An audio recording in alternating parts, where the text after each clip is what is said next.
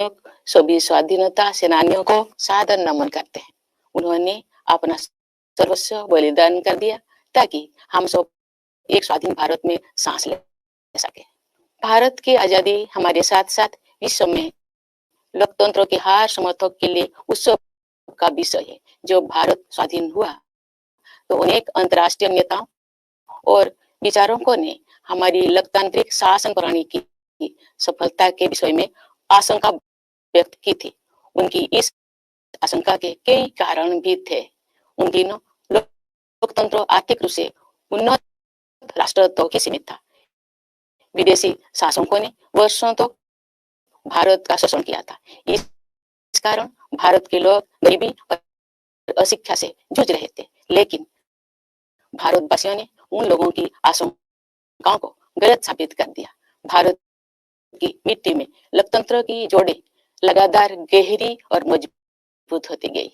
अधिकांश लोकतांत्रिक देशों में वोट देने का अधिकार प्राप्त करने के लिए महिलाओं को लंबे समय तक संघर्ष करना पड़ा। लेकिन हमारे गणतंत्र की शुरुआत से ही भारत ने सार्वभौमिक वयस्क मताधिकार को अपनाया।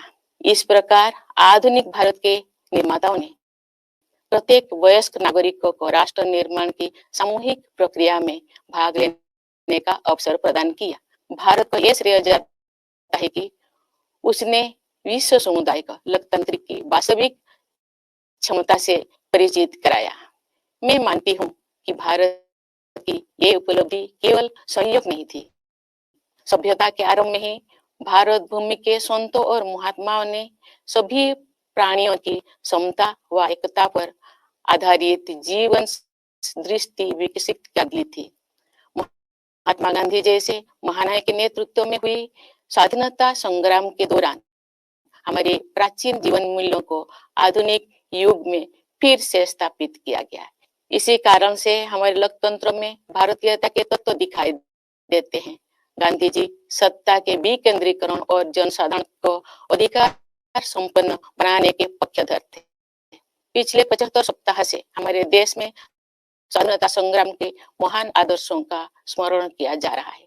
आजादी का अमृत महोत्सव मार्च 2021 में दांडी यात्रा की स्मृति को फिर से जीवंत रूप देकर शुरू किया गया है। उस युगांतरकारी आंदोलन में हमारे संघर्ष को विश्व पटल पर स्थापित किया था। उसे सम्मान देकर हमारे इस महोत्सव की शुरुआत की गई। ये महोत्सव भारत की जनता को समर्पित है। देशवासियों द्वारा हासिल की गई सफलता के आधार पर आत्मनिर्भर भारत के निर्माण का संकल्प भी इस उत्सव का हिस्सा है।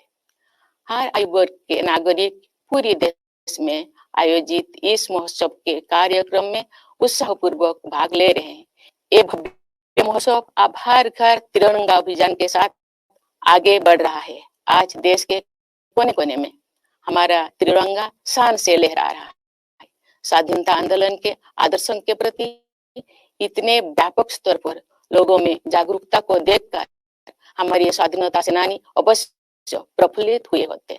हमारा गौरवशाली स्वाधीनता संग्राम इस विशाल भारत भूमि में बहादुरी के साथ संचालित होता रहा। अनेक महान स्वाधीनता सेनानियों ने वीरता के उदाहरण प्रस्तुत किए और राष्ट्र जागरण की मशाल अगली पीढ़ी को सौंपे।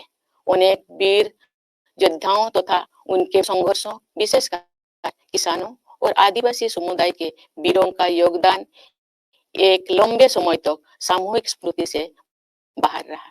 पिछले वर्ष से हर 15 नवंबर को जनजातीय गौरव दिवस के रूप में मनाने का सरकार का निर्णय स्वागत योग्य है। हमारे जनजातीय महानायक केवल स्थानीय या क्षेत्रीय प्रतीक नहीं, बल्कि ये पूरे देश के लिए प्रेरणा का स्रोत है। प्यारे देशवासियों, एक राष्ट्र के लिए, विशेष रूप से भारत जैसे प्राचीन देश के लंबे इतिहास में 75 वर्ष का समय बहुत छोटा प्रतीत होता है, लेकिन व्यक्तिगत स्तर पर एक कालखंड, एक जीवन यात्रा जैसा है। हमारे वरिष्ठ नागरिकों ने अपने जीवन काल में अद्भुत परिवर्तन देखे हैं। ये गवाह है कि कैसे आजादी के बाद सभी पीढ़ियों ने कड़ी मेहनत की, विशाल चुनौतियों का सामना किया और स्वयं अपने भाग्य विधाता बने। इस दौर में हमने जो कुछ सीखा है वो सब उपयोगी साबित होगा, क्योंकि हम राष्ट्र की यात्रा में एक ऐतिहासिक पड़ाव की ओर आगे बढ़ रहे हैं। हम सब 2047 में स्वाधीनता के शताब्दी उत्सव तक की 25 वर्षों की अवधि यानी भारत के अमृत काल में प्रवेश कर रहे हैं। हमारा संकल्प है कि वर्ष 2047 तक हम अपने स्वाधीनता सेनानियों के सपनों को पूरी तरह साकार कर लेंगे। इसी कालखंड में हम बाबा साहेब भीमराव अंबेडकर के नेतृत्व में संविधान का निर्माण करने वाला विभूतियों के विजन को साकार कर चुके होंगे। एक आत्मनिर्भर भारत के निर्माण में हम पहले से ही तत्पर है। वो एक ऐसा भारत होगा जो अपनी संभावनाओं को साकार कर चुका होगा। दुनिया ने हाल के वर्षों में एक नए भारत को उभरते हुए देखा है। खासकर कोविड-19 के प्रकोप के बाद इस महामारी का सामना हमने जिस तरह किया है उसकी सर्वत्र सराहना की गई है। हमने देश में ही निर्मित वैक्सीन के साथ मानव इतिहास का सबसे बड़ा टीकाकरण अभियान शुरू किया। पिछले महीने हमने 200 करोड़ वैक्सीन कवरेज का आंकड़ा पार कर दिया है। इस महामारी का सामना करने में हमारी उपलब्धियां विश्व के अनेक विकसित देशों से अधिक रही है।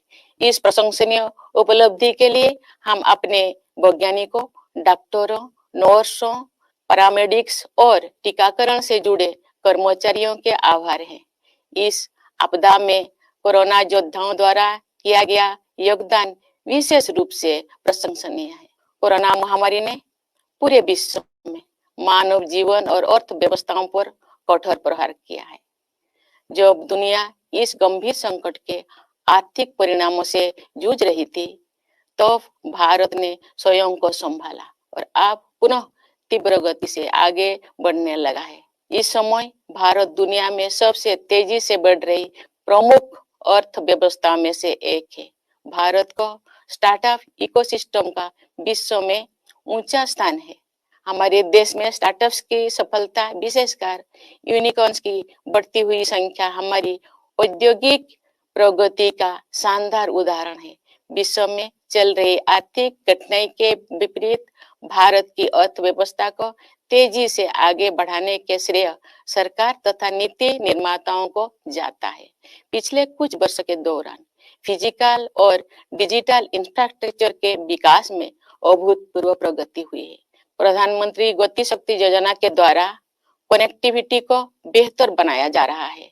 परिवहन के जल, थल, वायु आदि पर आधारित सभी माध्यमों को भली-भांति एक दूसरे के साथ जोड़कर पूरे देश में आवागमन को सुगम बनाया जा रहा है।